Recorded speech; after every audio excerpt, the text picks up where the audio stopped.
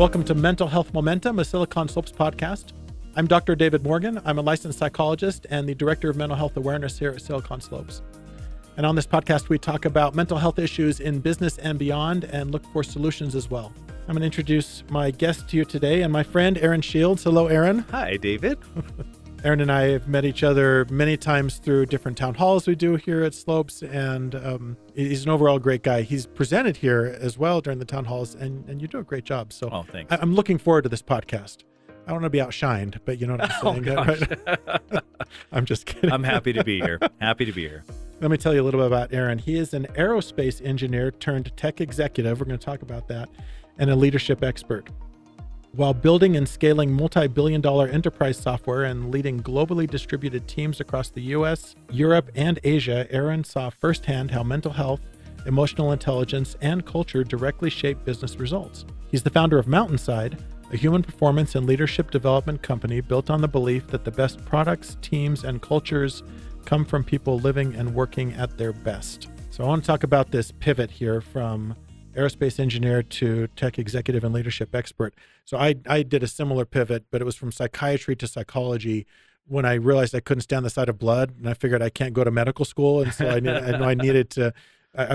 wanted to stay in mental health, but I couldn't be an MD. But that's a big pivot, aerospace engineering to leadership stuff. Tell me about that. Yeah, it's really fun because a lot of times if someone looks at that resume and they go, wait, you went from aerospace to tech and now you're like a business consultant or something. Really, there's a thread that you have to have there in order for everything to make sense. And it really comes down to this obsession I have about learning how things work. I've always been obsessed with how does something work? Why do things do the things that they do?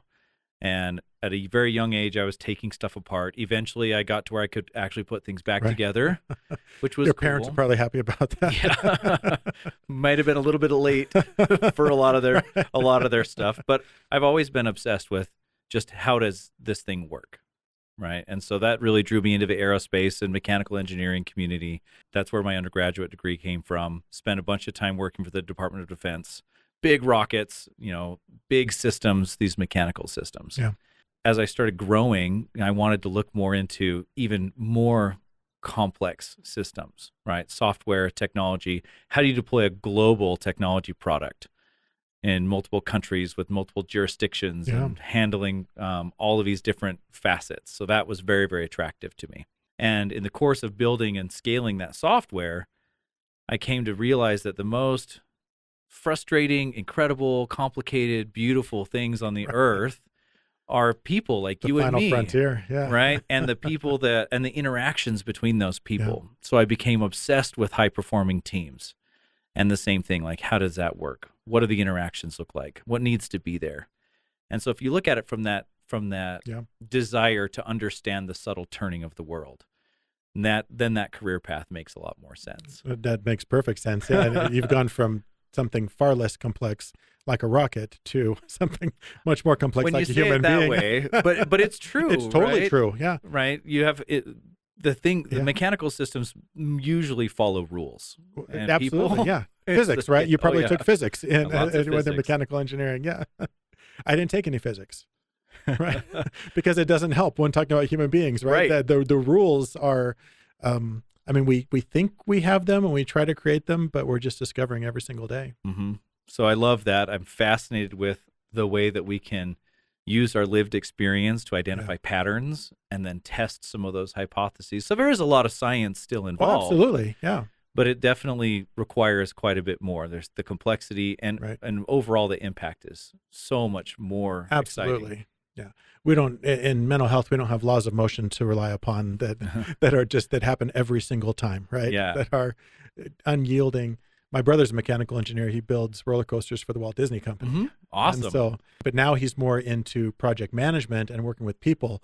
So he's back to that same thing of like, wait, just let me build the roller coaster. That's so much easier than trying to manage a team and 100%. Try to figure out how to do all that. I love that.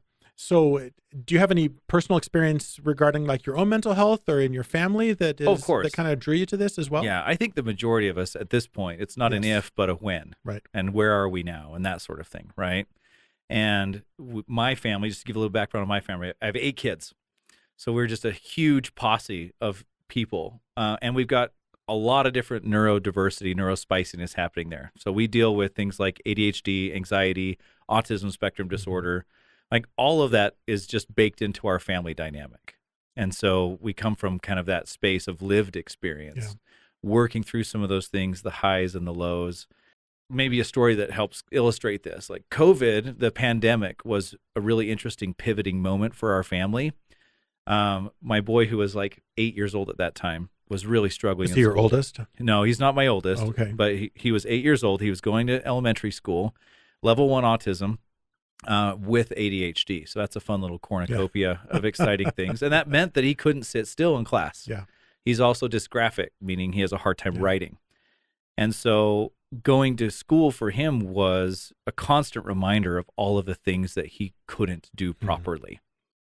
And so as we were kind of rounding out 2019, we ended up having these deeply disturbing conversations where he was out loud ideating suicidal tendencies. He's having a really, really hard time feeling like he even deserved to be alive. 8 years old. At 8 years old. Wow. Right? That's a weight that no child should have to carry. No. And so when the pandemic happened and the schools all shut down, my wife and I were forced to take a little bit more active role in his education. Thankfully, we had tons of help from a great neuropsychiatrist and some other mental health practitioners, and we figured out not just what was going on, but all of the strengths and all the abilities that he had that were sort of being overlooked or underrepresented. And, you know, we never really went back to school at that point. Once we figured out where his zone of genius was, and we took a little bit more active role in his education, he did a total 180. And he went from suicidal ideation to feeling like he was awesome. Turns out he's also a mechanical savant. So he could, you know, he could look at a thing. Can he put the things back together too? He's putting them back together. Can you even believe it? Yeah. So we took our third garage bay, we converted it into a little mechanic shop for him, and I taught him how to rebuild small engines. At 9 years old, he could rebuild a carburetor. And now he's 13 now, and he's done a couple full engine rebuilds pretty much on his own. So he feels like $1 million now. And we learned all these coping strategies, right? Like he does write now, but to get him to learn to spell and to love writing, we used Scrabble tiles because something about the tactile arrangement of that worked for him. So the pandemic was a really great turning point for him. At the same time, it was misery for me. Like professionally, that was a very difficult time in my life because I couldn't travel anymore. I was completely ostracized from my team. I had no office space to speak of. During that time, we were trying to build a new home, which I would not recommend during pandemic. We were 3 or 4 months behind schedule. We ended up with no place to live for a while. And so we relied on the generosity and kindness of neighbors and friends and family members. And when we finally did move into the home, I didn't have an office complete yet. So for 9 months, I worked out of my closet, my bedroom closet. And that was really rough. And I remember that being a very low point in my life in terms of my own mental health because I didn't feel like there was anybody that I could go to. Yeah. And it got to the point where I was just tired of being alive. But I think all of us go through that cycle of, you know, we're working, we're trying to do our best, we're doing good stuff, we set our expectations, sometimes maybe not realistic expectations, but then we get after it, we start trying to push and grind that out, and then we end up kind of feeling overwhelmed and stressed, and things in our life get out of balance, and then we become depressed or we get burned out. Yeah. And then for a lot of people, this sense of apathy then sets in where it's just like, I don't care about anything. But there's a way out of that, right? Yeah. It's introspection. It's investing in the help from practitioners and people who are experts in that space and really learning the things that you need to learn to be able to take the upward cycle of that as well. So I'm really grateful for that whole experience, as challenging as it was. I love that. And interesting how your story and the story of your son kind of mirrored each other. Right. In a way. And in his situation, I love the idea of figuring out what he could do. We get stuck in these false dilemmas all the time where we think we only have 2 options. Both of them stink. And so we're stuck because we don't want to choose either. And for him, right, the option was to not get educated at all or get educated in a system that really was not going to be helpful to him. And instead you found door number 3. Yeah. Right. And you said, well, wait a minute, is there another way that he could learn things to become competent and Yeah, seriously, 13 years old and rebuilding engines. That's incredible. Yeah. Well, and he still has his down days.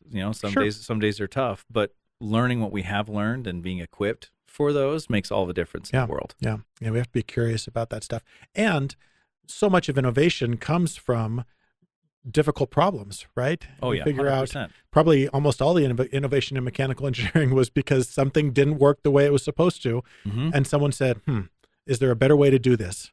Right. And so they think about, well, what could I do differently? And how could we do this? And then all of a sudden we have a lever, or we have a crank and a pulley or something like that. And we're just still doing that, each of us at our own individual level, when we get those roadblocks, and then we figure, okay, what do I need to do now? What do I need to do to move forward? And then we innovate within ourselves. Yeah, absolutely. I love that. So in the teams you work with right now, does mental health come up? Is this a concern of businesses out there? Are there employees struggling? Tell me what you know about that. Yeah, well, the landscape is super interesting right now. I would say mental health is a massive concern. We see it affecting people's performance across the board. Yeah. I'm really interested in how we're performing globally, and I rely on other sources like Gallup and research institutions to figure out how we're doing from a macro perspective. The answer is maybe better than the world at large, but still there's so much room for improvement. When you say we, you mean you're talking about like the United USA? States. Okay. Yeah, in the U.S. Right. And you could probably lump North American kind of generally there. There's some cultural homogeneity as far as that goes. But our engagement employees right now, latest report says 32%.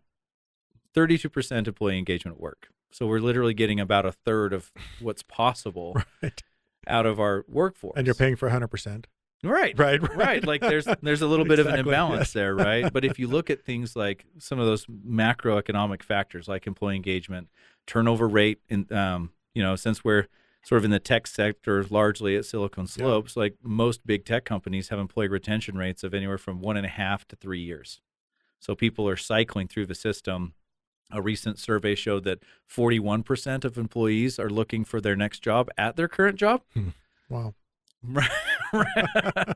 So there's a lot going on there. And I feel like right now, at least, painting with broad strokes here, organizations haven't yet caught on to the importance of mental health. It's still sort of a sidecar that they bring along. Right. Oh, look at this cool meditation app that we've provided for you. But there's still not a huge willingness to dive in and be like, okay, what's going on? What's hard? But also, what do you love? What are you good at? Let's figure out where you're strong instead of trying to, shove you into this specific role that we've designed. Well, and if, like you said, 41%, so if 2 out of 5 employees are literally checking, the want ads when they're, when they're onboarding, there's something to that, right? There is something to that. And I think that's where, I don't know, maybe businesses in general need to get a little more curious about that and think, what is it that's going on that's having this effect on people? Because that's way different than it has been historically. I mean, it used to be back in the day, 50, 60 years ago, you got a job and that was your job and you kept that job until you retired. And I've heard people claim things like, well, there's no loyalty from the business side, so why should there be loyalty on my side? They can go both ways. Do you have any insights into why people might be transitioning so quickly? Well, it's an absence of trust. Like if we boil it all the way down, and trust, we can sort of commingle that maybe a little bit with the concept of psychological safety. Sure. So all of the things that we talked about, curiosity, innovation, this problem-solving mentality, how could we do it a different way? How could we do it a better way? All of that curiosity has to come from a place of safety, right? And as we feel more threatened at work, or we feel, suppressed, or we don't trust our organization, a lot of those creative capabilities just shut down. We end up in almost a fight or flight mode when we're at work. And then all you can do is whatever the minimum thing is that's required to be done. But I think that trust really goes both ways. Yeah. There was a recent report that came out that said only 19% of employees trust their leadership. So, there's a strong indicator there, right? Yeah.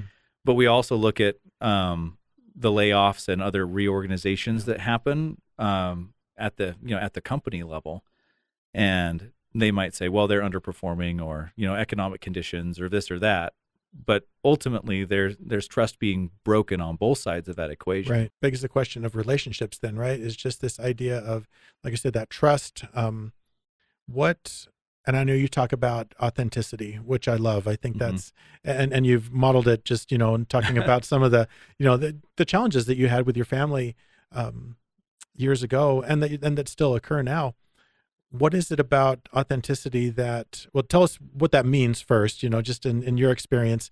And then as that relates to relationships, how is it a benefit to kind of deepening relationships? Yeah. Well, when I think about authenticity, what I really think is that there are some ingredients to ourselves, who we really are, that don't change dramatically depending on our social situations. And I think a lot of the problems that we run into is when we feel like we have to assume a different persona at work versus at home versus in like with our friends or something like that. And we try to create these false personas and then jump from one to the other. There's a lot of effort that it takes to maintain and cultivate those types of personas. Stuff like social media, not super helpful because you're trying to cultivate a persona there as well. So in my mind, authenticity is simply being who you are wherever you happen to be. And I think that that's, really important, especially now, because as we're moving into eras where misinformation is so easy to come by, we have AI creating all sorts of interesting hallucinations and things. We've got deep fakes happening. I feel like generally and societally, trust and like our lie detectors are really just pegged. They're all at 11 right now. And I think the reason for that is because we're not sure who to believe or whom to believe or what sources can we really trust. That, the data suggests that as well. There's some really interesting data from Pew Research that shows that in 1972 from people who thought that most people were trustworthy. I can't remember what the exact metric was, but it's around 40, it's in the high 40 percentile. And now it's like 32 or something like that. It's dramatically dropped, and across all of these different interaction patterns. So government, politics, local news, national news, social media, agencies and corporations, all of those, even dating apps, the trust score is much dramatically lower than it's been before, somewhere in the 30th percentile. Yeah. So where do we go in order to feel that authentic human connection? It's getting harder and harder to find, right? And I'm sure in your work, you see people trying to replace that authentic connection with some 0-calorie counterfeits that might help in the moment, but ultimately aren't producing the type of results that they're hoping to get. Yeah. And like you talked about that kind of that internal lie detector we have, that meter that we have that judges that. Everyone has it, and it's really finely tuned. And authenticity is something that you generally get a sense very quickly from an individual, right? You talk with someone and you kind of figure out, this person's like the real deal, and I feel like I could connect with this person, or you get the feeling that there's just walls or barriers and things like that. Breaking down those walls is tough, and that has to happen individually. Each person has to decide, I'm going to lower this, and that's not easy to do because, like you said, we have been betrayed. We've been in situations where people have done us wrong, and we think, well, I don't want to have that experience again. But those authentic interactions, I was visiting with someone a while ago, I think on the podcast, and they were talking about the hypothetical situation of two people meeting each other in the community, and the one says, how you doing? And the person says, I'm great. And the other says, well, how you doing? I'm great too. But they're both doing terribly. And they both walk away from that situation feeling much worse because they're like, oh, great. Well, John's doing great and I'm doing terribly. And John thinks, well, Sam's doing great and I'm doing terribly. And then contrast that situation with the exact same circumstance, but they come up and John says, Sam, how you doing? And Sam's like, you know what? Life's been hard. Life's been hard. Like, I have an 8-year-old son who's struggling in school, right? And that sort of stuff. And then Sam says, oh, I'm sorry to hear that, and I've had similar problems too right now. And they walk away feeling much better because they were able to help each other and they feel like they have someone in the trenches with them. I think there's no replacement for just being our authentic selves, however that is in any given point in time. And maybe some days you're feeling great and some days you're feeling crummy. And it's okay to acknowledge that. But that's hard for people to do. Yeah, well, especially in leadership positions, Oh, right? exactly. Like we come from Yeah. a culture where the leaders were supposed to be infallible and have every answer Yeah. and be really strong. If you picture like the way that I picture that is kind of the knight in shining armor, Sure. right? That particular trope. A year ago or so, you did a really cool presentation here at Slopes where you talked about taking armor off a Oh, piece yeah, at a yeah. time. And that just resonated so much with me as I was kind of thinking about why we were struggling so much from a corporate perspective. Yeah. And I feel like the old trope of being infallible, having every answer, being powerful, not showing weakness at all, no chinks in the armor, that's still kind of the way we're choosing to operate. Yeah. At least at that macro perspective. And that does not work well with Gen Z. It doesn't. No, not It doesn't even close, because no. we've moved from the knight in shining armor trope to superheroes. Yes. Right. And what I mean by that is, like, imagine going from a world where you had all of the armor to protect your vulnerability and then moving into a stage where in some cases you don't need the armor at all. Exactly. Yeah. Right. You have these superheroes whose public lives are on display. Their struggles are very real and very apparent. You know, anybody in the superhero universe, you know, pick your flavor, Marvel, DC, they all have very, very challenging stories. Yeah. And I think that was what attracts us to the characters. Right. But then we turn around in the corporate world and we say, well, that's not for here. Right. But the truth is that the world needs superheroes. Yes. Not ones without flaws, but people who are willing to be who they are and do what they do best. Yeah.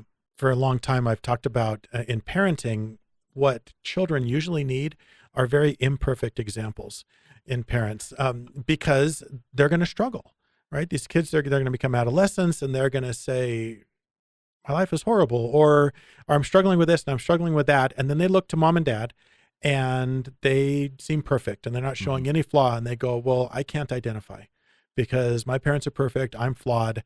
And I say, no, you show your imperfections to your kids so that way they can identify and they can say, oh, well, I get it because dad loses his cool sometimes too, or he tells me about how sometimes he's depressed. Mm-hmm. And that resonates with me. I think if we did that in leadership as well, and I love the superhero analogy because it doesn't mean you can't have capacities. Right. You know, these people that are leading, you know, multinational companies, these women and men that are doing that, they've got incredible talents and abilities. They also have liabilities as well. Right. And why can't we just package all that together and say, I am at once amazing at this and terrible at this, and every single employee will identify with that because they have strengths and weaknesses as well. But if all you do is highlight your strength, then the employee is going to go, well, this place isn't for me because I can't identify with any of the leadership. They're all just amazing. Right. They never have any challenges. Right. Or they become cynical. The lie detector goes off and they go, nobody has a life like that. Exactly. For real. And so if you're not open about where the challenges are or where we're struggling or where the weak points happen to be, then they'll imagine them. Yeah. Or you'll just lose credibility because you're not telling a complete story. So I think that revolution, particularly in Gen Z right now, is actually a really healthy one from a corporate culture perspective. Because the leaders that'll succeed over the next 10 to 15 years are the ones that are willing, and we're not talking about people collapsing into puddles publicly or or having meltdowns or anything like that. We're not talking about that kind of, just abandonment of any sort of resilience whatsoever. Exactly. Yeah. But being able to say, here's what I do know, here's what I don't know, and here's how we're going to learn that together. Yes. Oh, what an incredible gift that you give people. If a leader is infallible, then what need do they have of a workforce? Right. So being able to broadcast that in terms of, here's the vision, here's where we're going, here's what we need, and showing people at an individual basis, your gifts, your talents, your skills are so dramatically needed in order for us to get where we're going. I'm so glad you're here. Yeah. Well, there's no such thing as an infallible leader. And that's the whole thing, right? Is that it's every single one is fallible. And why don't we just embrace that? Why don't we just say, okay, this is who I am. All things put together, some good, some bad, some ugly. And this is who I am. I just think that would be so much, I think that'd have such significant impact on the rest of the workers in the company if leaders would have the courage to do that. It's hard to do. Yeah. Because there's, We don't want to admit that necessarily. We have this own vision of ourselves that that we are infallible, but it's not true. Right. And a lot of times we do that, like as executives, we'll create that persona that has all the answers and knows what's going on and is 100% confident in the direction and, can't understand how shareholders might be reticent. That type of persona, a lot of times we curate that in order to avoid taking a harder look at some of the places where we might have shortcomings. Yes. So we end up exchanging long-term company value, and I would say value to the industry and the society that they're serving as well, for a little bit of comfort. Yeah. On a personal level. Isn't that just reflective of our entire society right now? 100%. That will take the 5-minute hit of dopamine instead of doing the more difficult thing to literally improve our lives. Everyone's capable of doing it, for sure. It just takes a lot of courage and steps into the unknown. But only good things happen when we do that. I believe that 100%. If people want to know more about Mountainside, because you're a smart guy, you listen to this guy, he's a smart guy here, I'm telling you.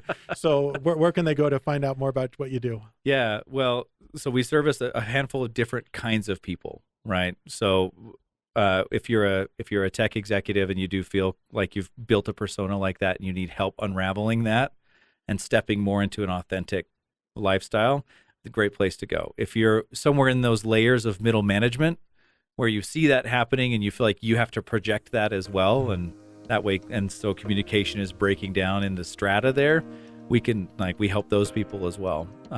So in any case, mountainside.life is the website, and we offer programs for individuals, teams, and actually even couples as well. Turns out the same principles we talk about communication and introspection and all of that apply just as well to that most important interpersonal relationship that you have. And he's moved out of his closet too. So I no longer work out of a closet. That's so nice. That's progress. Aaron, thanks so much for coming in and sharing your wisdom and insights. It's been really nice to talk with you. Thanks, David. And thanks everyone for listening today. Remember that change starts with you, and together we can increase our mental health momentum.